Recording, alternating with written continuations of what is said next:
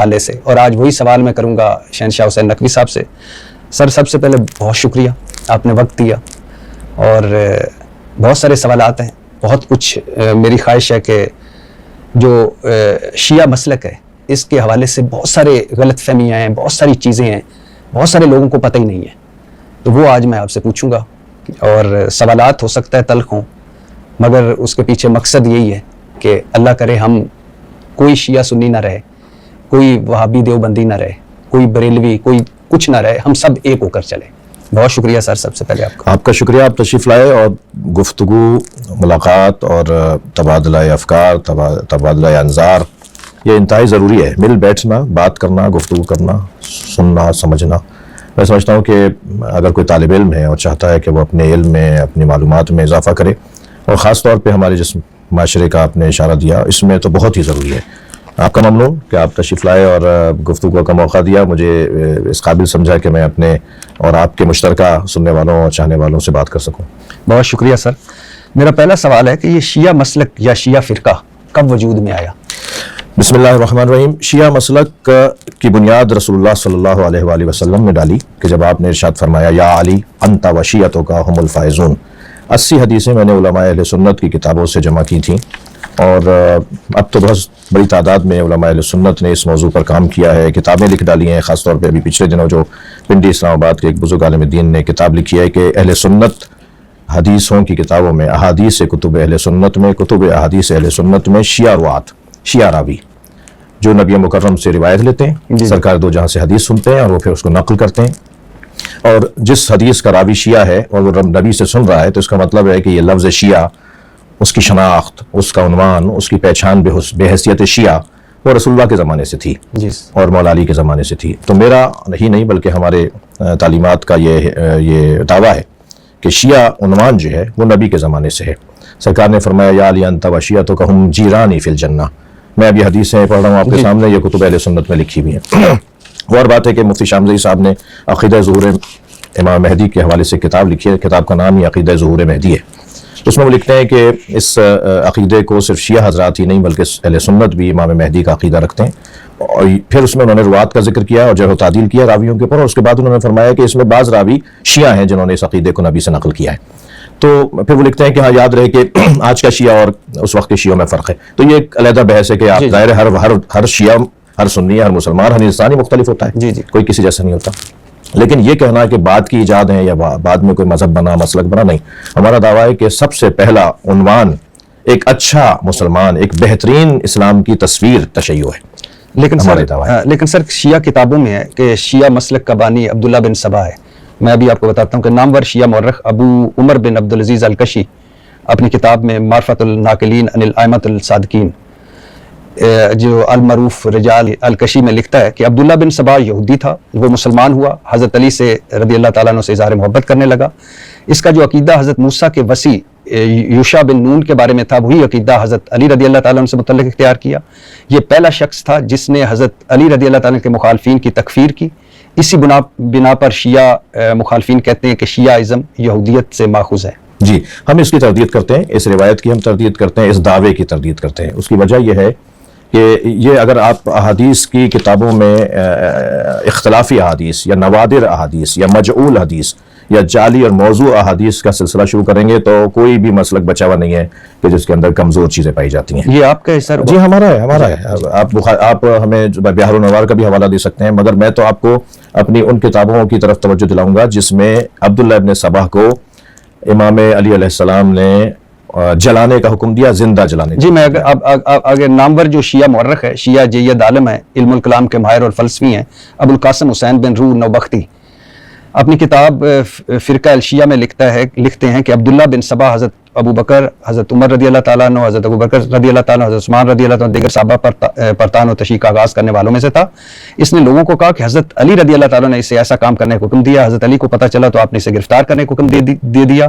اسے گرفتار کر کے لایا گیا۔ اعتراف کرنے پر حضرت علی نے اسے قتل کرنے کا حکم دیا، مگر لوگوں نے کہا کہ امیر المومنین ایسے شخص کو قتل نہ کریں جو اہل بیت سے محبت کی طرف لوگوں کو بلاتا ہے، جس پر حضرت علی رضی اللہ تعالیٰ نے اسے جلا وطن کر کے ایران کے شہر مدائن کی طرف بھیج دیا۔ جی ہمارا یہی کہنا ہے کہ یہ شخص ضرور تھا، ایک وجود ہے اس کا، مگر نہ ہماری کسی کتاب میں، یعنی میں موٹی دلیل دے رہا ہوں، اگر عبداللہ ابن سبا ہمارا بانی ہے تو ہم اسے حدیثیں لیں نا، ہم اسے روایات کو نقل کریں نا، ہماری کسی معتبر خاص طور پہ عقائد کی کتابوں میں اور احکام کی فقہ کی کتابوں میں عبداللہ ابن سبا سے کوئی روایت نہیں لی جاتی۔ نوبختی کے مطابق یہ یہودی تھا اور اسلام قبول کر کے علی رضی اللہ تعالیٰ کا متقد ہو گیا، اور یہ پہلا شخص تھا جس نے حضرت علی کی امامت و ولایت کی فرضیت اور آپ کے دشمنوں سے برائت کا عقیدے کا پرچار کیا۔ یہ دعویٰ ہے نا، دیکھیں یہ دعویٰ ان کا نوبختی آپ کا بہت نہیں، بڑا ہمارا ایک عالم تو دعویٰ نہیں کرے گا، ہمارا ایک عالم تو ہمارا مذہب بیان نہیں کرے گا، جمہور ہمیشہ بیان کرتے ہیں، اکثریت علماء کسی مذہب کے مسلک کے اس مذہب اور اس مسلک کی نمائندگی کرتے ہیں، ایک بات۔ دوسری بات یہ کہ ایک عالم نے نہیں، میں تو ابھی اگر آپ اس طرح سے گفتگو کریں گے تو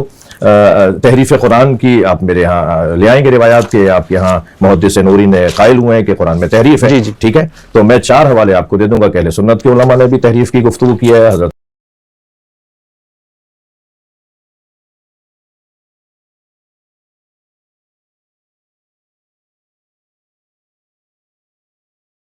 کے جو ہے وہ زیادہ ہونے اور کم ہونے کے دعوے دار ہیں۔ ایسا نہیں ہوتا، اصل میں یہ ہوتا ہے کہ اس وقت فرض کریں کہ عالم تشیع، آج کے عالم تشیع، آپ اس وقت عالم تشیع کیا عبداللہ ابن سبا کو آن کرتا ہے؟ عبداللہ ابن سبا کو ہم آن نہیں کرتے، ہم اس سے دین نہیں لیتے، ہم اس کی مذمت کے قائل ہیں، ہم اس کی لعن کے قائل ہیں، ہم اس کی لعنت کے قائل ہیں۔ کبھی کبھی ایسا ہوتا ہے کہ کسی مذہب کا بانی اس کے مذہب کے ماننے والے اسی کے اوپر لعنت کرتے ہوں، ہم یکسر اس کو مسترد کرتے ہیں، اس کو زال اور مضل سمجھتے ہیں۔ ائمہ اہل بیت نے اس کی مذمت کی ہے، مولا علی کا جو آپ نے واقعہ سنایا، اس کے علاوہ بھی ائمہ اہل بیت نے، امام علی نقی علیہ السلام سے، امام جعفر صادق علیہ السلام سے روایات ہیں۔ ہمارے ہاں اس شخص کی سب سے موٹی بڑی دلیل یہ ہے کہ ہم اس سے دین نہیں لیتے، ہمارا اگر بڑا ہوتا، ہمارا اگر سربراہ ہوتا تو ہم اس سے دین لے رہے ہوتے، ہم اس سے مذہب اور دین نہیں لیتے۔ سر شیعہ مسلک کے کتنے فرقے ہیں؟ شیعہ مسلک کے فرقوں کو اگر آپ لیں گے تو امام زین العابدین علیہ السلام سے فرقے بننا شروع ہوئے، اور تعداد میں تو میں نہیں سمجھتا کہ 2 4 5 سے بھی زیادہ ہی ہوں گے، لیکن جو مشہور فرقے ہیں ان کا میں تذکرہ کر سکتا ہوں۔ اس میں اسماعیلی، جو حضرت امام جعفر صادق علیہ السلام کے فرزند حضرت اسماعیل کو اپنا 7واں امام، امام جعفر صادق کو 6واں امام، اور حضرت اسماعیل ان کے بیٹے کو اپنا 7واں امام مانتے ہیں۔ اور جو اثنا عشریہ یعنی ہم لوگ، ہم امام موسیٰ کاظم علیہ السلام کو اپنا 7واں امام مانتے ہیں۔ اور پھر اس وقت پوری دنیا میں جو غالب اکثریتی شیعہ لوگ ہیں وہ اثنا عشریہ ہیں، 12 امامی ہیں، 12 امامی ہیں۔ زیدیہ بھی شیعہ فرقہ ہے، وہی میں غالیہ، زیدیہ، رافضہ، جی ہاں، جی ہاں، اور روافظ شیعہ کہلائے ہیں ماضی میں، زیدیہ کہلائے ہیں، واقفیہ کہلائے ہیں، مرجعہ کہلائے ہیں۔ ان ناموں سے شیعہ مختلف ادوار کے اندر فرقے بنتے رہے ہیں، مگر اس وقت جو غالب اکثریتی شیعہ شناخت رکھنے والے لوگ ہیں وہ اثنا عشری ہیں، جن کی تعداد غیر اثنا عشریوں سے 90% زیادہ ہے۔ یعنی آپ شیعہ جو مولا علی کو پہلا امام مانتے ہیں، پہلا خلیفہ بلا فصل مانتے ہیں، اور وہ خلافت کے حوالے سے جو ہماری یہاں کی ایک خاص بحث ہے اس کا عنوان رکھتے ہیں، وہ جو پہلا امام مولا علی کو مانتے ہیں اور امام جعفر صادق علیہ السلام تک مشترک ہیں، پھر امام جعفر صادق کے زمانے میں اور امام موسیٰ کاظم کے زمانے میں، پھر امام علی رضا علیہ السلام کے زمانے میں شیعہ مختلف فرقوں میں تقسیم ہوتے چلے گئے۔ اور اس وقت بھی تقریباً 400 سال سے جو اکثریت بڑی تعداد شیعوں کی ہے وہ اثنا عشریوں کی ہے۔ اچھا سر، شیعہ، جب میں نہج البلاغہ پڑھ رہا تھا اور آپ کی کتابیں پڑھ رہا تھا کہ جہاں شیعہ حضرت علی رضی اللہ تعالیٰ عنہ نے شیعہ کی بہت تعریف کی، اپنے شیعہ کو بہت سراہا، وہاں نہج البلاغہ میں کئی خطبات جس میں حضرت علی رضی اللہ تعالیٰ عنہ شیعہ پر گرجے برسے مذمت کی۔ امام موسیٰ کاظم نے کہا ہے کہ اگر میں اپنے شیعہ کو آزماؤں تو ثابت ہو جائے کہ زبانی جمع خرچ کے سوا ان کے پاس کچھ نہیں، اگر میں ان کا امتحان لوں تو ثابت ہو جائے کہ یہ سب مرتد ہیں۔ اور حضرت حسن رضی اللہ تعالیٰ عنہ، اگر میں حضرت معاویہ کے خلاف صف آرا ہو جاتا تو یہ شیعہ غدار بن کر مجھے اپنے ہاتھوں سے حضرت معاویہ کے سپرد کر دیتے، چنانچہ میں نے سمجھا کہ باعزت طور پر معاویہ رضی اللہ عنہ صلح کر لینا قید کی حالت میں مرنے سے بہتر ہے۔ اور یعنی یہ ہے فضل بن حسن بن فضل طبرسی، اور پہلی جو میں نے مثال دی وہ کتابۃ الروضہ من الکافی سے۔ بالکل صحیح ہے، شیعوں کی تعریف بھی آئی ہے ائمہ اہل بیت کی زبان پہ، اور یہ حضرت حسن والی ٹھیک ہے رضی اللہ جی یہ روایات بالکل صحیح ہیں جس میں مذمت آئی ہے، اور یہ ایسی ہی مذمت ہے جیسے کسی بھی مسلمان کے لیے آپ کر سکتے ہیں جو زبانی مسلمان ہے، جو شناختی کارڈ کا مسلمان ہے، جو کردار کا مسلمان نہیں ہے۔ کیا اس عنوان سے کہ جو شرائط، جو صفات، جو مقام، جو معیار ایک مسلمان کا ہونا چاہیے، کتنے ہیں اس وقت دنیا میں مسلمان، کتنے اس وقت دنیا میں شیعہ، کتنے اس وقت دنیا میں جو شیعہ صفات پہ اترتے ہیں، کتنے اس وقت دنیا میں جو سنی صفات پر پورا اترتے ہیں، تو شاید انگلیوں پہ گننے سے زیادہ نہیں ہوں گے جو اس کمال کے، اس معیار کے لوگ ہونے چاہیے جو اہل بیت اپنے شیعوں کو چاہتے تھے۔ مثلا امام جعفر صادق علیہ السلام نے جو شیخ صدوق رحمۃ اللہ علیہ نے صفات الشیعہ نامی کتاب لکھی ہے، اس میں امام جعفر صادق علیہ السلام سے روایت اور ائمہ اہل بیت سے کہ ہمارے شیعہ کی یہ 18 صفات ہوں گی. تم صرف زبان سے نہیں ماننا کہ وہ کہے کہ ہم ہمارے علی کے شیعہ ہیں, ہمارے اہل بیت کے شیعہ ہیں. اس میں یہ صفات پائی جاتی ہوں گی, مثلا یہ کہ وہ اول وقت نماز پڑھتا ہوگا, مثلا وہ پڑوسیوں کا ایسا خیال رکھتا ہو. 110 صفات امام علی علیہ السلام نے صفات المتقین کے طور پر اپنے شیعوں کی 110 صفتیں بیان فرمائی. کیا ان 110 میں سے 5 پر بھی آج کا شیعہ پر اترتا ہے؟ اس زاویے سے اگر آپ دیکھیں تو مذمت آئی ہے. وہ مذمت اس معنی میں نہیں ہے, وہ مذمت یہ کہ جیسا ہم چاہتے ہیں اپنے چاہنے والوں کو, جیسا ہونا چاہیے ہمارا چاہنے والا, اس معنی میں مذمت ہے. لیکن سر یہ بڑا سخت ہے کہ حضرت حسن رضی اللہ تعالیٰ عنہ کا کہ اگر میں حضرت معاویہ رضی اللہ تعالیٰ عنہ کے خلاف صف راہ ہو جاتا تو یہ شیعہ غدار بن کر مجھے اپنے ہاتھوں سے حضرت معاویہ رضی اللہ تعالیٰ عنہ کے سپرد کر دیتے. چنانچہ میں نے سمجھا کہ باعزت طور پر معاویہ رضی اللہ تعالیٰ عنہ صلح کر لینا قید کی حالت میں مرنے سے بہتر ہے. یہ تو آپ ایک تاریخی بات کی طرف اشارہ کر رہے ہیں نا کہ ایسا کیوں ہوا تھا, کیونکہ خریدے گئے لوگ, کیونکہ ڈرایا گیا لوگوں کو, کیونکہ ان کو لالچیں دی گئیں. خود امام حسن علیہ السلام کو زہر دینے والی ایک خاتون ہے جو آپ کے گھر کی, آپ کی زوجہ ہیں, جی. اس کو لالچ دی گئی تھی کہ یزید سے تمہاری شادی کریں گے, تم زہر دے. تو اس کے بعد جو محمد ابن اشعث نے لا کے وہ زہر دیا, شام سے زہر آیا, پوری ایک داستان ہے. ایسا جب ماحول ہو جائے اور لوگوں کو, یعنی گھر میں جب امام تنہا ہوں تو شیعہ اگر ساتھ نہیں دے رہے تھے اور وہ بک رہے تھے اور وہ مثال کے طور پہ ڈر رہے تھے اور وہ خوف کا شکار ہو رہے تھے, تو یہ تو بہت بڑی آزمائش ہے. میں اور آپ بھی اگر اس دور میں ہوتے, پتہ نہیں کس خیمے میں ہوتے. بہت مشکل دور تھا. تو ایسے دور میں لوگوں کا ساتھ چھوڑ کے چلے جانا یا تنہا کر دینا اور پھر سازشوں کا شکار ہو کے یہاں تک بات آ جانا کہ امام اس طرف اشارہ فرمائے کہ اگر میں ایسا نہیں کروں تو یہ ایسا کریں گے میرے ساتھ, تو یہ تو ایک تاریخی حقائق ہے جن کا انکار نہیں ہے. سر ایک میرا سوال ہے اور میرے ذہن میں اکثر آتا ہے کہ جو کچھ آج آپ لوگ کر رہے ہیں, کیا یہی ائمہ اہل بیت کی تعلیمات ہے؟ آسان لفظوں میں اگر میں کہوں کہ جو کچھ آپ کر رہے ہیں, اہل بیت اور امام خوش ہوں گے سب دیکھ کر, مثال کے طور پر یہ ماتم, یہ سینہ کوبی, یہ زنجیر زنی, یہ تعزیے, یہ ذوالجناح, یہ جنازے, کوئی کوئلوں پر چل رہا ہے, کوئی خود کو لہو لہان کر رہا ہے. دیکھیں, بعض چیزیں تو میں مانوں گا اس بات کو کہ بعض چیزیں توہین مذہب کا سبب ہیں, بعض انداز اور بعض طور طریقے. مثلا یہ کہ کوئی سوئی گھسا لی اپنے وجود میں, کوئی پیٹ میں کوئی چیز گھسا لی, کوئی اس ٹائپ کی حرکت کے جس سے مذاق بنے, کوئی حرکتیں کرنا کچھ اس طرح کی جو بعض ممالک سے بھی تصویریں آ رہی ہوتی ہیں, ہمارے ملک کے اندر بھی بعض چیزیں نظر آ رہی ہوتی ہیں. تو لیکن جہاں تک ماتم کی بات ہے, رونے کی بات ہے, گریے کی بات ہے, اس پر ہمارے پاس دلائل موجود ہیں اور ائمہ اہل بیت نے ہمیں اس کام پہ لگایا ہے. یعنی امام رضا علیہ السلام سے ہمارے پاس گریے کی احادیث, امام جعفر صادق سے, امام زین العابدین علیہ السلام جو چوتھے امام اثنا عشری اور تمام شیعوں کے ہیں. میں نے عرض کیا کہ چھٹے امام تک تو سارے شیعہ مشترک ہیں, بعد میں پھر چھٹے امام کے بعد اختلافات شروع ہوئے اور فرقے بنے.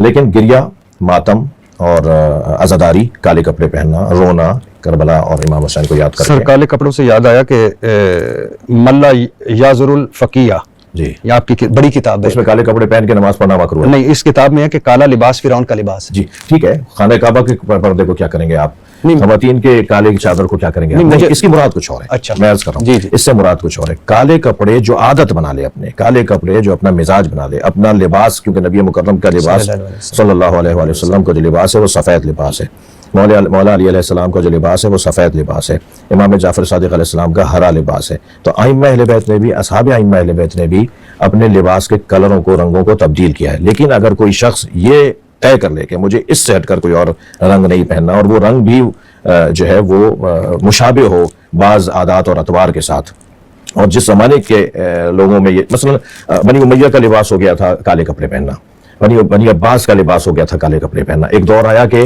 سادات جو تھے وہ صرف سبز امامہ پہنتے تھے, پھر ایک دور آیا کہ سادات کالا امامہ پہننے لگے اور شناخت ہو گئی کہ جو کالا پگڑی باندھے ہوئے, امامہ باندھے ہوئے, وہ سید ہے. تو یہ دور بدلتا رہا ہے رنگ اور کلرز کو پہننے کے حوالے سے. لیکن اگر کوئی شخص ان ساری چیزوں کو ہٹا کر کہ نہیں صرف میں یہی لباس پہنوں گا اور ہر حال میں یہی پہنوں گا, اس کی مذمت میں کالے کپڑے اور کالا لباس اس کی مذمت میں آیا ہے. خاص طور پہ نماز کی حالت میں مکروہ قرار دیا گیا. مگر یہ حکم کلی ہے. حکم کلی کیا ہے کہ کالے کپڑے پہننا نماز کی حالت میں عام طور پہ پہننا, روزانہ پہننا, ہمیشہ پہننا اور صرف اس لباس کو اپنانا یہ مکروہ ہے. لیکن حکم کلی پر ایک حکم خاص آئے گا, ایک حاکم حکم آئے گا, اور وہ یہ کہ یہ لباس استعارہ ہے غم اور سوگ کا. اس کے ذریعے سے لوگ پہچان لیتے ہیں کہ اس وقت یہ غم میں ہے. تو جو خاص ایام ہوتے ہیں جیسے محرم ہے, سفر ہے, یا کوئی شہادت کی تاریخ ہے, اس میں اگر کوئی لباس وہ پہنتا ہے اور وہ اس وجہ سے اپنا لباس اپنا رہا ہے کالا لباس, کہ وہ یہ ظاہر کرے اور یہ ثابت کرے کہ میں غم میں ہوں, تو وہ ایک حکم خاص آ جائے گا اس کے لیے. کیونکہ امام زین العابدین علیہ السلام نے کالا امامہ باندھنا شروع کیا اور کالا لباس پہننا شروع کیا. پھر ائمہ اہل بیت نے ایام اعظام میں, خاص طور پہ محرم اور سفر میں کالا لباس پہننا شروع کیا، اس کو علامت بنائی کہ ہم سوگ میں ہیں۔ اجعلوها سودا حتی یعلم الناس نحن فی عزاء اولاد زہرا، یہ احادیث کے جملے ہیں کہ یہ کالے کپڑے کر دو، یہ کالے پردے آویزہ کر دو، تاکہ لوگ، خاص طور پہ جب جناب زینب شام سے رہا ہو کر آپ سلام اللہ علیہ جب آپ مدینے واپس جا رہی تھی اپنے شہر، اور اہل بیت کا قافلہ جب آزاد ہوا، سیری سے باہر آیا، تو بیوی نے دیکھا جو محملیں ہیں ان کے اوپر رنگ برنگے کپڑے لگے ہوئے۔ حضرت نے فرمایا کہ اجعلوها سودا، انہیں کالے کپڑوں میں تبدیل کرواؤ، تاکہ جہاں جہاں سے سواریاں گزریں لوگ سمجھ جائیں کہ اولاد زہرا کے عزادار جا رہے ہیں۔ تو یہ پھر بعد میں، یعنی یہ احادیث جو ہیں، یہ احادیث کا زمانہ کوئی اور ہے، پھر ایک علامت بنائی گئی، اور جنہوں نے بنائی ہے وہ پیشوا ہیں، وہ رہنما ہیں، وہ معتبر لوگ ہیں، پڑھے لکھے لوگ ہیں، شخصیات ہیں، اپنے زمانے کے سب سے بڑے عالم ہوتے تھے، جن لوگوں نے پھر ان نشانیوں کو قرار دیا۔ اچھا سر، ایک تاثر ہے کہ پاکستان میں شیعہ جو ہیں یہ ایران کی پراکسی ہیں، ایران کا فرنٹ ڈیسک ہے، کیا یہ صحیح؟ بالکل غلط تاثر ہے۔ ایران سے ہماری ثقافتی بہت کچھ ملتے ہیں، کوئی مانے نہ مانے، کوئی اس کو سعودی عرب اور ایران کے جھگڑے کی زد میں لا کر منکر ہو جائے، وہ ایک علیحدہ بات ہے، لیکن ایران کے ساتھ ہماری بہت سی ثقافتی نکات ہیں جو مشترکہ ہیں۔ مثلا فارسی، ابھی آپ کہ شاید آپ کو یاد نہ ہو لیکن مجھے یاد ہے، اور کچھ اور پیچھے چلے جائیں تو ہمارے بزرگ اسکولوں میں فارسی لازمی تھی، اس ملک میں فارسی پڑھائی جاتی تھی۔ علامہ اقبال کے 15,000 اشعار میں 9,000 اشعار فارسی میں ہیں، غالب فارسی میں کہہ رہے ہیں، سودا فارسی میں کہہ رہے ہیں، انیس دبیر فارسی میں کہہ رہے ہیں۔ یہ خطہ کیونکہ بلکہ ہم اس خطے پہ ماضی میں ہمایوں کے زمانے میں، التمش کے زمانے میں ایرانی فوجوں نے آ کے تو یہاں مسلمانوں کو مضبوط کیا، جو جنگیں ہوتی تھیں، تو اس ذریعے سے جو یہاں پر ہجرت ہوئی ایرانیوں کی، اور پرانے ایرانی جو یہاں رہ رہے ہیں، یا خاص طور پہ سادات جو یہاں ہجرت کر کے آئے، وہ ایران وایا ایران ہجرت کر کے آئے، عرب سے وہ ایران آ گئے تھے، نیشاپور اور سبزوار اور خراسان ان علاقوں میں، اور پھر التمش اور ان کے زمانوں میں، ہمایوں کے زمانے میں انہوں نے فورسز سے مدد مانگی، یعنی ایرانی فوجیوں سے مدد مانگی، ان میں بڑی تعداد سادات کی تھی، تو سادات پہ ہجرت کر کے اس خطے کے اندر آ گئے جو ہندوستان کہلاتا ہے، یعنی غیر مقسم پاکستان، یعنی بر صغیر کہہ لیجیے۔ تو یہاں ایک تو یہ پس منظر ذہن میں رہے کہ ہماری تو ثقافت کے اندر ہمارے، آپ لفظ بولتے ہیں تنخواہ، آپ 85 میں نے ایک دفعہ ایسی 85 الفاظ ہیں جو ہماری اردو میں فارسی کے الفاظ ہیں جو وہاں بھی بولے جاتے ہیں، یہاں بھی بولے، ہماری ثقافتیں ایک ہیں، ہمارا رہن سہن ایک ہے، ہمارے ہاں عقیدتوں، مثلا جتنے بھی اہل سنت کے بڑے معتبر نعرے ہیں، امام بخاری ہوں یا امام مسلم ہوں، ایک بڑی تعداد میں ایرانی ہے بھائی، وہ یعنی شیعوں سے پہلے شیعوں کو اعتراض کرنا چاہیے غیر شیعوں سے پر کہ بھئی آپ کے تو سارے بڑے ایرانی ہیں۔ سر اب صحیح مسلم کی بات صحیح بخاری کی آ گئی، تو آپ صحیح مسلم، صحیح بخاری، جامعہ ترمذی، سنن ابی داؤد، سنن نسائی، سنن ابن ماجہ، مطلب سیاہ ستہ کو مانتے ہیں؟ بالکل مانتے ہیں، علمی ذخیرہ ہے۔ ہم عقائد ان کتابوں سے نہیں لیتے، ہم احکام ان کتابوں سے نہیں لیتے، مگر ان کتابوں سے اخلاقیات لیتے ہیں، تہذیب لیتے ہیں، صحابہ کرام اور تابعین اور تبع تابعین کی تعلیمات کو لیتے ہیں، عرفانیات کو لیتے ہیں، معنویات کو لیتے ہیں، اور جو احکام، شرعی احکام میں اور عقائد میں جو ہمارے عقائد یا ہماری طرق سے جو احادیث کا سلسلہ ہے، یعنی شیعہ راویوں سے جو احادیث آئی ہیں، وہ اگر اہل سنت کی ان کتابوں میں ہوتی ہیں تو پھر ہم اسے مدد لیتے ہیں، سہارا لیتے ہیں۔ ہمارے یہاں پڑھائی جاتی ہیں، ہمارے یہاں اس کا مطالعہ ہوتا ہے، میری اپنی لائبریری میں موجود ہے، ہم اس کا احترام کرتے ہیں۔ ان میں کیونکہ چند راوی ایسے ہیں ان کتابوں میں جو اہل بیت کے قاتل رہے ہیں، جنہوں نے اہل بیت کو اذیتیں پہنچائی ہیں، تو ہمارے یہاں قاعدہ قانون ہے کہ ہم اس سے دین ہی نہیں لیں گے جو اہل بیت کا دشمن ہے۔ تو وہ بتائے ہمیں، لہٰذا مستدرک صحیحین، فرض کیجئے صحیحین کے اندر جو احادیث مشترک ہیں شیعہ تعلیمات کی روشنی میں اور صحیحین یعنی بخاری اور مسلم کے اندر، ہم نے ان پہ تو کتابیں لکھی ہیں، ایک 10 جلدی کتاب ہے پچھلے دنوں لکھی گئی ہے، امام جعفر صادق، الامام جعفر الصادق و مذاہب الاربعہ، یہ کتاب ہے 10 جلدی جو شیعوں نے لکھی ہے، امام جعفر صادق اور 4 مذاہب اربعہ یعنی اہل سنت کے 4، مالکی، حنبلی، شافعی، یہ چاروں اور امام جعفر صادق، ان کے جو مشترکات ہیں ان کے اوپر کام ہوا ہے، اور شاید اہل سنت سے زیادہ اہل سنت کی کتابیں جو ہمارے ہاں مشترکات ہیں، جو ہمارے ان کے مشترکات ہیں، ان میں اہل سنت مدارس اور مراکز علمی سے زیادہ شیعہ مرکزوں نے کام کیا۔ اچھا سر، ابھی ایران کی بات ہو رہی تھی، پہلا ملک تھا ایران جس نے پاکستان کو تسلیم کیا، ایران اور ہمارے تعلقات اچھے رہے، ہم نے بھی عبد المالک ریگی ہو وہ حوالے کیا، سفارتکاری میں ہم نے ان کی مدد کی ایک عرصے تک، اور لیکن اب کبھی آپ نے سوچا ہے کہ ایران کے کردار کے حوالے سے کیسا لگتا ہے کہ حزب اللہ کے پیچھے ایران، حوثیوں کے پیچھے ایران، عراق میں ایران، شام میں ایران، یمن لبنان میں ایران، مطلب اس خطے میں اگر انریسٹ اس کو کہیں، قتل و غارت نہ بھی کہیں، انریسٹ کہیں، تو اس میں ایران کا کردار، کیا یہ صحیح پالیسی ہے؟ بالکل 100% پالیسی صحیح ہے۔ آپ ایسی ایک لسٹ بنائیے، امریکہ کس کس کے پیچھے ہے، اسرائیل کس کس کے پیچھے ہے، ہندوستان کس کس کے پیچھے ہے، آپ پھر طے کر لیں گے خود ہی کہ ایران مظلوموں کے پیچھے ہے یا ظالموں کے پیچھے ہے. جتنے بھی آپ نے ابھی نام لیے ہیں وہ سارے مظلوم ہیں, ان کی زمینوں پہ قبضے ہوئے ہیں, ان کے بچوں کو مارا جا رہا ہے, ان کے ساتھ زیادتی ہو رہی ہے, ان کے لوگوں کو ان کے وطن سے نکالا جا رہا ہے. ایران مظلوموں کے پیچھے ہے. اور کیونکہ مولا علی علیہ السلام کا جو وصیت ہے اس میں جو اہم ترین جملہ ہے حضرت کا, حضرت نے اپنے دونوں شہزادوں سے امام حسن امام حسین علیہ السلام سے فرمایا کُونَا لِلظَّالِمِ خَصْمًا وَلِلْمَظْلُومِ هُنَا, اے میرے حسن و حسین میں تم دونوں کو اُوصِیکُمَا وَجَمِيعَ وُلْدِي وَأَهْلِي وَمَنْ بَلَغَ کتابی, میں تم دونوں کو, اپنے اہل و عیال کو, اپنے متعلقین کو, جس تک یہ میری بات پہنچے یعنی ہم تک, میں تم سب کو وصیت کرتا ہوں کہ ہمیشہ ظالم سے نفرت کرنا اور مظلوم سے پیار کرنا.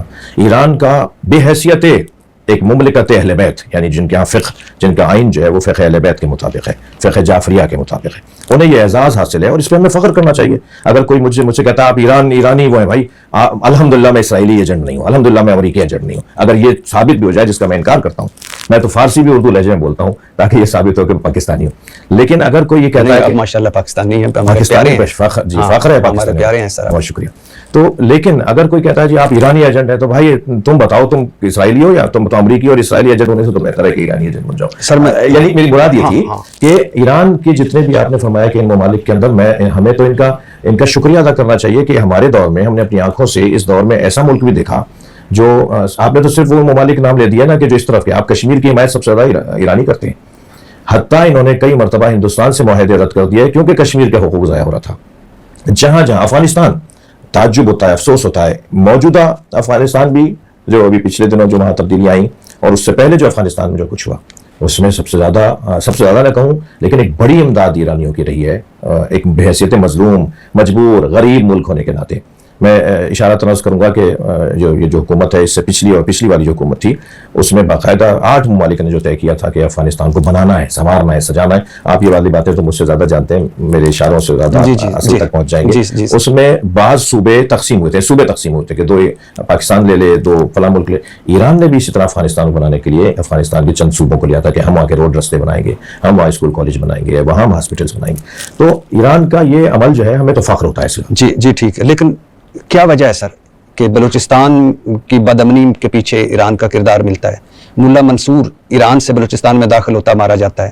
کلبھوشن یادیو جو مبارک حسین پٹیل بن کر ایران سے پاکستان آتا ہے.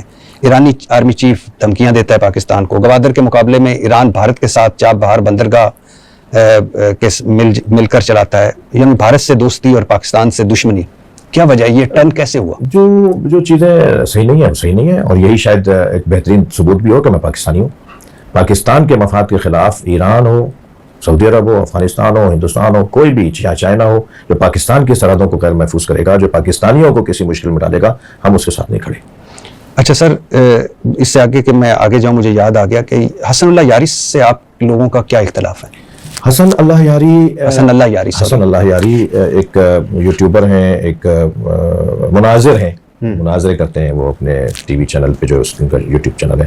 ان سے ہمارا اختلاف موٹا سا یہ ہے کہ وہ نہ صرف سنی شیعہ میں جھگڑا ڈلوا رہے ہیں بلکہ شیعہ میں بھی جھگڑا ڈلوا رہے ہیں. یعنی ان کی کبھی کوئی کلپ آپ دیکھیں گے کہ وہ شیعہ مسائل کو ابھار کر اور شدت اس میں ڈال کر اور زبان اور لہجہ اتنا تند اور ترش اپناتے ہیں جس سے دوریاں ہو جاتی ہیں, جس سے نفرتیں ہو سکتی ہیں, جس سے لڑائیاں ہو سکتی ہیں. تو کوئی بھی ہو, دیکھیں ہر شخص کو اپنا موقف بیان کرنے کا حق ہے, اس کو بولنا چاہیے, بتانا چاہیے کیا معلومات ہے اس کے پاس, وہ دینا چاہیے, لیکن زبان اچھی ہو, لہجہ اچھا ہو. لہجے کی خرابی پر تو قرآن کہتا ہے اذا خاطبهم الجاہلون قالوا سلاما, جب آپ سے کوئی جاہلانہ انداز سے بات کرے, بے ادبی اور بدتمیزی سے بات کرے تو اس کو سلام کہہ کے گزر جاؤ, اس سے بات ہی نہیں کرو. تو جہاں لہجہ خراب ہوگا, جہاں آبے تبے اور تو طلاق شروع ہو جائے گی, جہاں بے ادبیاں شروع ہو جائیں گی, وہاں تو ظاہر گفتگو نہیں ہوگی. اچھا سر, ایک عرصے تک اللہ کا شکر ہے اب نہیں ہے اور اللہ نہ کرے آئندہ بھی ہو, شیعہ سنی جھگڑے ہوئے, ہزاروں لوگ اس میں جان سے گئے. بحیثیت پاکستانی, بحیثیت شیعہ عالم, کبھی سوچا ہے کہ اس کا روز قیامت جواب دینا پڑے گا؟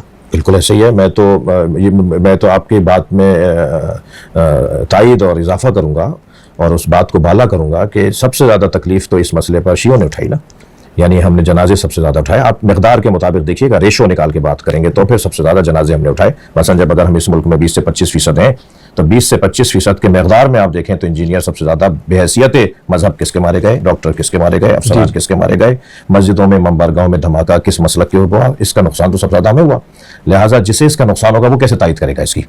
سب سے زیادہ اتحاد بین المسلمین کی بات تو ایک شیعہ عالم کرتا ہے, سب سے زیادہ تو اتحاد بین المسلمین کے حوالے سے قربانیاں تو ایک شیعہ عالم دیتا ہے. یعنی میں ان سپاہیوں میں سے ایک ہوں, مجھے اس پہ فخر ہے کہ میں اپنے ذاکرین سے بھی, اپنے حتیٰ علماء جو بہت زیادہ پڑھے لکھے نہیں ہوتے مگر ایک ابتدائی ایک سطحی تعلیم جن کی علم دین کی ہوتی ہے, کیونکہ جو معتبر اور بزرگ پڑھے لکھی شخصیات ہیں وہ کبھی ایسا نہیں کریں گے اور نہیں کرتے.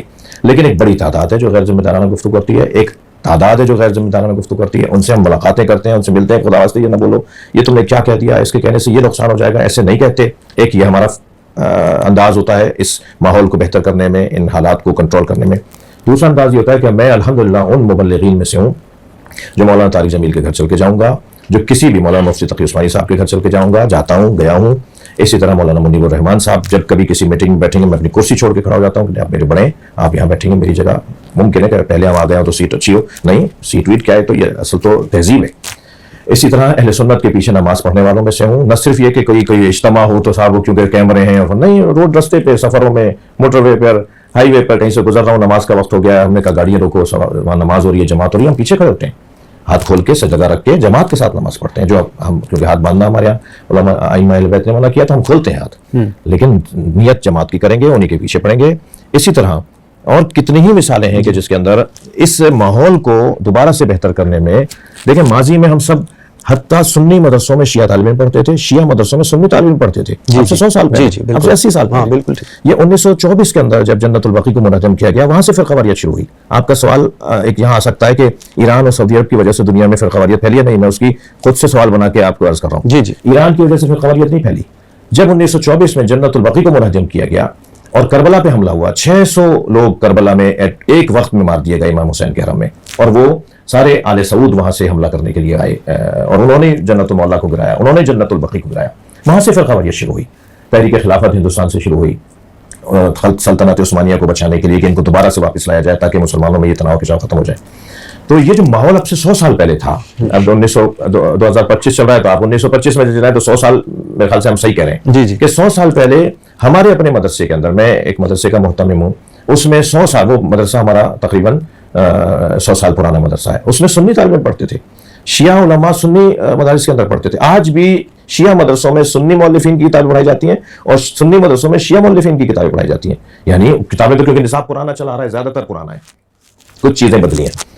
ماضی بہت اچھا تھا ہمارا, ایک دوسرے کے ساتھ رشتہ داریاں تھیں, ایک دوسرے کے ساتھ اٹھ بیٹھ تھا, ایک دوسرے کے ساتھ بہت زیادہ قربتیں تھیں. حتیٰ مثلا میں آپ کو ایک موٹی مثال دوں, جوش ملی آبادی اور مولانا مودودی, ایک پکا کٹر شیعہ, ایک پکا کٹر سنی, دونوں میں اتنی گہری دوستی تھی کہ دونوں جب مزاح کرتے تھے نا تو وہ شیعہ سنی والا مزاح کرتے تھے, اور وہ لطیف گفتگو, وہ پیار بھری گفتگو, اور اس کے اندر اشاروں کنایوں میں سب کچھ انہوں نے بھی کہہ دیا, اشاروں کنایوں میں سب کچھ انہوں نے بھی کہہ دیا. یہ ماضی میں رہا ہے. آپ پاکستان کو لیجیے, قائد اعظم محمد علی جناح شیعہ, علامہ اقبال سنی تصور پاکستان پیش کر رہا ہے, شیعہ اس تصور پہ عمل کر رہا ہے. کتنا اچھا ماحول رہا ہوگا یہ ماضی کے اندر 100 سال. تو پھر میں اگر ہم لیں تو ابھی 75-80 سال پہلے تک بہت اچھا ماحول. کیا یہ ماحول دوبارہ سے پلٹ سکتا ہے؟ ہاں بالکل پلٹ سکتا ہے. میں مولوی, وہ مولانا صاحب, وہ مفتی صاحب, ہم تھوڑا سا اس بات کو مان لیں کہ شیعہ ایک حقیقت ہے اور میں مان لوں کہ سنی ایک حقیقت ہے, اور حقائق کو تسلیم کر کے ایک دوسرے کے ساتھ جینے میں جو مزہ ہے وہ انکار کرنے میں جینے میں مزہ نہیں ہے. جی بالکل ٹھیک کہا آپ نے. اچھا سر, کیا یہ سچ ہے کہ شیعہ عقائد کے مطابق اب مسلمانوں کی رہنمائی کے لیے کوئی کتاب موجود نہیں اور 12ویں امام کا انتظار ہو رہا ہے جو قرآن کے ساتھ غار میں ہے, اور حدیث کی کتب اس قابل نہیں کہ اس پر اعتبار کیا جائے؟ نہیں, یہ ایک نظریہ پرانا افراد کا اور تفرد کا نظریہ ہے. یعنی چند افراد 2 یا 3% شیعہ علماء اور شخصیات میں اس طرح کی گفتگو کر گئے, اور اس طرح کی گفتگو جو بنیاد اور اساس اور مسلمات اور ضروریات دین کے خلاف ہیں وہ ہر جگہ پائی جاتی ہیں. یعنی اگر ہم کبھی مناظرے پر بیٹھیں گے, بات کریں گے, مناظرے کے عنوان سے بیٹھیں گے تو 4 کتابیں میں بھی نکال کر لے آؤں گا کہ بھائی آپ کے یہاں بھی یہ لکھا ہوا ہے. لیکن ہم ہرگز اس عقیدے کو نہیں مانتے کہ کوئی کتاب نہیں. قرآن ہماری امام کتاب ہے, ہادی کتاب ہے, رہنما کتاب ہے, اور قرآن میں ایک مین اور واو زیادہ اور کم نہیں ہے. وہی تاج کمپنی کا اور چاند کمپنی کا قرآن جو اہل سنت کے گھروں میں رکھا ہوا ہے وہی میرے گھر میں رکھا ہوگا. آپ آئیں, آپ دیکھ بھی سکتے ہیں. وہی شیعہ مسجدوں میں رکھا ہے, وہی سنی مسجدوں میں رکھا ہے. قرآن ہمارا ایک مین اور واو بھی کم اور زیادہ نہیں ہے, وہی قرآن 30 پاروں کا قرآن. یہ بالکل غلط ہے کہ کوئی اب ہدایت کے لیے نہیں ہے. نہیں, ہمارے ہاں امام حسن عسکری علیہ السلام سے, کیونکہ دیکھیں نبی نے فرمایا میرے 12 جانشین ہوں گے, ہمارے علاوہ تو سب بند گلی میں کھڑے ہیں, 12 پورے تو کر کے دکھاؤ. ہم 12ویں پہ کم سے کم رکے ہوئے تھے نا کہ 12واں غیبت میں, آپ کچھ دیر کو اس کو آپ کچھ بھی کہتے رہیں. سرکار نے فرمایا مسلمات میں سے, نبی نے فرمایا میرے 12 جانشین ہوں گے, 12ویں پہ قیامت آ جائے گی. اب کسی کے 52 ہو گئے, کسی کے 42 ہو گئے, کسی کے 38 ہو گئے, صرف اسنا عشری ہیں. یہ اسنا عشری کی جو حدیث سے لفظ ہے یہ نبی کی زبان کا لفظ ہے, اور سنی شیعہ نے لکھا ہے اس کو, اور سنی کتابوں کے اندر 12 امام دکھائے. اگر کہتے ہیں کہ خلفائے راشدین اور غیر, بھائی خلیفہ ہوتا ہے, یہ کیا ہوا راشدین اور غیر راشدین؟ کبھی انبیاء غیر راشدین بھی ہوتے ہیں. جب مقدس نام ہے خلیفہ ہے تو وہ راشد ہی ہوگا نا, غیر راشد کیا ہوتا ہے؟ اس کا مطلب ہے آپ اچھا 4 غیر راشدین, 2 راشد, پھر 5 غیر راشدین, پھر 1 راشد, کرتے کرتے وہ 12 بھی پورے ہو گئے اور قیامت نہیں آئی. صرف واحد شیعہ اسنا عشری مسلمان ہے جو نبی کے اس دیے ہوئے قاعدے کے مطابق 12ویں پہ رکے ہوئے ہیں. اب وہ جو 12ویں ہیں, ظاہر ہے اللہ کا حکم ہے, اس کا ارادہ ہے, اس کی مشیت ہے, وہ طویل کرنا چاہتا ہے زندگی کو اور انسانی آمد کو اور انسانی معاشرے کو طویل کرنا چاہتا ہے. تو اس نے کیا کیا, اس نے 12ویں کو غیبت میں. غیبت کا مطلب یہ ہے کہ نہیں کسی غار میں بیٹھے ہیں, چھپے بیٹھے ہیں. یہ جو بعض ہمارے تکفیری افراد اس ٹائپ کے الفاظ بولتے ہیں, کوئی غار میں نہیں بیٹھے ہوئے, وہ ہمارے درمیان ہو سکتا ہے اس وقت یہاں آئے ہوئے ہوں, ہم پہچان نہیں پا رہے. غیبت کا ہمارا مطلب یہ ہے, ظہور کا ہمارا مطلب یہ ہے کہ جب ہم ان کو پہچاننے لگیں گے تو ظہور ہوگا. غیبت کا مطلب یہ ہے ہم پہچان نہیں پا رہے. وہ ابھی بھی ہو سکتے ہیں, ان کی 1150 سال کی عمر ہے اس وقت. جیسے حضرت عیسیٰ اب تک ہیں, کیسے زندہ ہے بھائی؟ حضرت ادریس اب تک زندہ ہے, حضرت الیاس اب تک زندہ ہے, حضرت خضر اب تک زندہ ہے. 4 نبیوں کو تو اللہ نے زندہ رکھا ہوا ہے نا, وہ کیسے زندہ ہے؟ جیسے وہ زندہ ہے ایسے یہ بھی ممکن ہے کہ اللہ کی طرف سے وہ. اور حضرت امام مہدی کے بارے میں تو علماء اہل سنت نے جو کام کیا ہے وہ میں دعوت نہیں کرتا میرے شیعہ علماء ناراض نہ ہو جائیں, شیعوں سے کم نہیں کام کیا امام مہدی کے تصور کے اوپر. یہ مہدویت کا تصور کہ آخری زمانے میں مہدی آئیں گے جو حضرت فاطمہ کی اولاد ہوں گے, مولا علی کی اولاد ہوں گے, اور زمین کو وہ عدل و انصاف سے پر کر دیں گے, ظلم و جور کا خاتمہ کریں گے, وہ جو مہدویت کا تصور ہے. آپ کو شاید یاد ہو کچھ عرصہ پہلے اسلام آباد میں ایک تکفیری جماعت کے ایک سربراہ کو مارا گیا تھا, کیسے وہ قتل ہوئے. انہوں نے ایک مرتبہ توہین کی تھی امام مہدی کی اور کہا تھا کہ غار میں ہے, وہ یہ ہے, وہ جو انہوں نے کہے الفاظ. تو اس وقت میں سکھر میں مولانا فضل الرحمان صاحب کا خطاب تھا, اور کیونکہ میرا آبائی شہر خیرپور ہے, سندھ کا شہر خیرپور, ہمارے زمیندارہ ہماری برادری, ہمارے نمنا جینا, وہاں عید تہوار پہ ہم وہاں جاتے ہیں. تو سکھر ہمارا ڈویژن ہے, اور ریڈیو پاکستان خیرپور میں, سکھر میں نہیں, کیونکہ خیرپور سے کمشنری کو ختم کر کے ڈویژن کو ختم کر کے سکھر کو دے دیا گیا تھا. اس کے بدلے میں خیرپور کو 3 چیزیں دی گئی تھیں, ان میں سے ایک ریڈیو پاکستان دیا گیا تھا اور ایک یونیورسٹی دی گئی تھی. اب سکھر والے بھی خیرپور پڑھنے آتے ہیں, یونیورسٹی شاہ لطیف یونیورسٹی. تو مولانا فضل الرحمان سکھر تشریف فرما تھے, وہاں انہوں نے خطاب کرتے ہوئے ان صاحب کی مذمت کی, اور وہ الفاظ ریڈیو پاکستان کی ٹیم گئی ہوئی تھی وہاں ریکارڈنگ اور کوریج کے لیے. اس میں ایک ہمارے عزیز بھی تھے, وہ ریکارڈنگ بھی لے کر آئے, میں نے اس وقت میں پرانی بات ہے وہ سنی میں نے ان کی. مولانا نے فرمایا کہ یہ کیا کیا آپ نے, کیوں آپ اس طرح کے بیانات دیتے ہیں؟ کیا معلوم کہ وہ امام مہدی جنہیں شیعہ مانتے ہیں وہ وہی ہوں جنہیں ہم مانتے ہیں, اور کل کو کیا جواب دو گے پھر اللہ رسول کو کہ تم اس امام مہدی کے خلاف بول رہے ہو جو وہی امام مہدی تھے جو شیعوں کے امام مہدی تھے. کیونکہ ہمارے ہاں مسلمات اسلام میں سے ہے مہدویت کا تصور, یعنی اہل سنت کیا. تو امام مہدی کو غیبت میں اللہ نے رکھنا تھا, آخری دور کو اتنا طویل کرنا تھا جو آزمائشوں کا دور ہے, یہ ہمارا دور. تو امام حسن عسکری علیہ السلام نے فرمایا ام الحوادث الواقعہ, جب واقعات اور حادثات اور مسائل تمہیں سامنے آئے تو پھر کیا کرو ایسے ایام میں کہ جب ہم تمہیں ملنے سے میسر نہ ہو, یعنی ہم میسر نہ ہو, تو پھر تم پر واجب ہے فللعوام ان یقلدوا, ان لوگوں کی تقلید کریں کہ جو 4 صفات کے حامل ہیں, جو فقہائے امامیہ میں سے ہوں, سائلا لنفسہ ہوں, مخالفا لہوا ہوں, مطیعا لامر مولا ہوں, محافظا لدین ہوں. ان کے جن کے اندر یہ 4 صفات, جس فقیہ میں یہ 4 صفات پائی جاتی ہوں, دنیا پرست نہ ہو, کرسی کی اسے لالچ نہ ہو, دین کا محافظ ہو, اپنے مولا کا مطیع و فرمانبردار ہو, یعنی اللہ رسول اور اہل بیت کا فرمانبردار ہو, ایسی شخصیت کے لیے عوام پر واجب ہے کہ اس کی تقلید کریں. تو ان ایام میں ہم فقہا کی طرف رجوع کرتے ہیں اور ان سے فتویٰ مانگتے ہیں, ان سے ہم دین سمجھتے ہیں, اور وہ تعلیمات اہل بیت کی روشنی میں, تعلیمات قرآن و حدیث رسول صلی اللہ علیہ وسلم کی روشنی میں وہ فتویٰ عنایت کرتے ہیں. جی سر. تو یہ دور ہمارا ہدایت سے خالی نہیں ہے. اس دور کے اندر ہم غیبت کے ایام میں فقہاء امامیہ سے دین سمجھتے ہیں اور دین لیتے ہیں. سر یہ بھی میں نے بہت ساری آپ کی کتابوں میں دیکھا, پڑھا, پچھلے کئی دنوں سے میں آپ کی کتابیں پڑھ رہا ہوں آپ کے پاس آنے سے پہلے. اور کیا یہ سچ ہے کہ امام مہدی حاضر ہو کر جب آئیں گے, ظاہر ہوں گے, ظہور پذیر ہوں گے, تو وہ کچھ صحابہ کو, میں نام نہیں لیتا, صحابہ کو قبروں سے نکال کر حد لگائیں گے؟ دیکھیں کچھ چیزیں جیسے میں نے آپ کو پہلے بھی عرض کیا کہ کچھ کتابوں میں چیزیں ہیں جی سر. ٹھیک ہے, اور مگر میں اس سے پہلے چاہوں گا کہ وہ جو قرآن لے کر آئیں گے نا وہ بہت بڑی ایک تہمت ہے, اس کو میں ٹھیک کر دوں. جی جی. کہ امام مہدی جب آئیں گے تو قرآن لے کر آئیں گے. قرآن یہی ہے, وہ قرآن لے کر نہیں آئیں گے, وہ تفسیر قرآن لے کر آئیں گے جو مولا علی نے لکھی تھی. سنی شیعہ کتابوں میں ہے. میں نے تو ایک ٹی وی چینل پہ جب ایک اہل سنت کتاب دکھا دی اپنے, اور بائی دا وے یہ جو ابھی جس کو آپ رد کر رہے ہیں یہ آپ کے شیعہ مورخین نے خود لکھا ہوا ہے. نہیں وہ لکھا ہوا ہے مگر وہ سمجھے نہیں بات کو, وہ سمجھے کہ قرآن لے کر آئیں گے. وہ اب دیکھیں نا شیعہ مورخین نہیں سمجھے, یقیناً جو غلط سمجھے گا تو غلط کچھ گا, تو ہم اس کے اوپر دین تو اپنا مذہب قربان تو نہیں کریں گے کسی ایک فرد کے, غلط سمجھے وہ. جی جی. آپ یہ دیکھیں کہ پہلے کیا ہوتا تھا, اعراب نہیں لگائے جاتے تھے, پہلے نقطے نہیں لگائے جاتے تھے. اور نقطے نہ مثلا سبعۃ و خمسۃ و سبعین خمسۃ و تسعین بغیر نقطوں کے لکھیں ایک جیسا لگے گا, 75 95 مثلا. تو مثلا لکھا جا رہا ہے کہ یہ تفسیر قرآن ہے. اب اگر فرض کریں وہاں تفسیر کا لفظ ہٹ گیا اور یہ قرآن ہے جو امام مہدی کے پاس ہے وہ جو لے کر آئیں گے, نہیں قرآن نہیں ہے. تعویل و تنزیل, شان نزول, حضر و سفر کی آیات, قرآن کی جو بطون قرآن ہیں ان کو جو نبی مکرم نے مولا علی علیہ السلام کو تعلیم دی. مولا نے وہ خلافت کے 6 مہینے جو گھر میں رہے, جو سب نے لکھا ہے کہ حضرت گھر سے باہر نہیں نکلے, اور جب کوئی آپ کو لینے آتا تھا تو آپ کہتے تھے کہ میں نے اپنے سر پہ چادر ڈالی ہوئی ہے اور عہد کیا ہوا ہے کہ میں اس وقت تک گھر سے باہر نہیں نکلوں گا جب تک میں قرآن کی تفسیر کو جمع نہیں کر لوں. تو آپ نے وہ ایک بوری کی صورت میں, یعنی ایک بڑے گٹھڑ کی صورت میں وہ کاغذ اور وہ جن چیزوں پہ بھی حضرت نے لکھا تھا وہ حضرت ابوبکر کے سامنے لے کر آئے اور فرمایا کہ یہ وہ تفسیر ہے جو مجھے رسول اللہ نے لکھوائی ہے, اس کو آپ عام کر دیں. تو حضرت نے اس کو پسند نہیں فرمایا اور وہ ماحول ایسا تھا کہ حضرت سے وہ چیز لی نہیں گئی. اور پھر وہ امام حسن مجتبیٰ علیہ السلام, پھر وہ امام حسین تک, اور پھر اس طرح ائمہ ویسے ہوتے ہوتے اب وہ امام مہدی اجل اللہ تعالیٰ فرجہ الشریف کی خدمت میں ہے, ان کے پاس ہے, ان کے ساتھ ہے. جب آپ ظہور فرمائیں گے تو آپ کہیں گے کہ یہ قرآن تو تھا تمہارے پاس, یہ اہل بیت کی اور نبی کی دی ہوئی تفسیر ہے جو میں تمہارے پاس لے کر آیا ہوں. تو وہ جو چیز حضرت لے کر آئیں گے وہ تفسیر قرآن.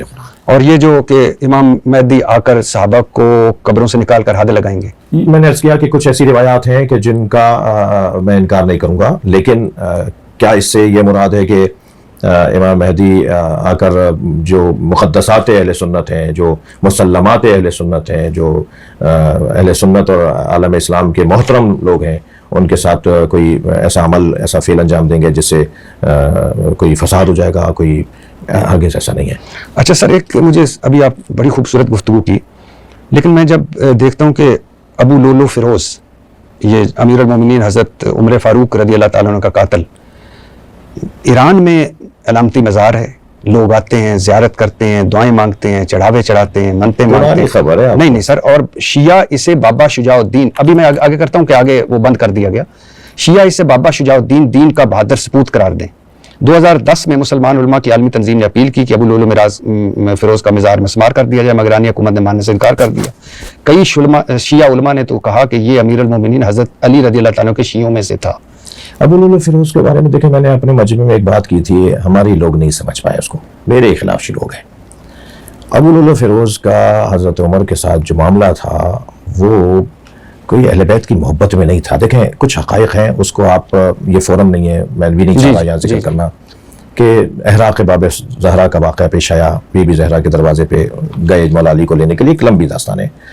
تو کچھ حقائق ہیں جن کا بے سر و پیر نہیں ہے. شیعہ کی بعض باتیں, شیعوں کی بعض باتیں ایسے ہی نہیں ہے ہوا کے اندر, کچھ باتیں ہوئی ہیں, کچھ ہیں, اور کتابوں میں اہل سنت کی ہی کتابوں میں لکھی ہوئی ہیں, اور اہل سنت علماء آج اس کا بھرپور اقرار کر رہے ہیں, بھرپور اقرار کر رہے ہیں. یعنی اس وقت جو کیفیات ہیں میں اس کی طرف نہیں جانا چاہتا کیونکہ میں چاہ نہیں رہا اس طرف.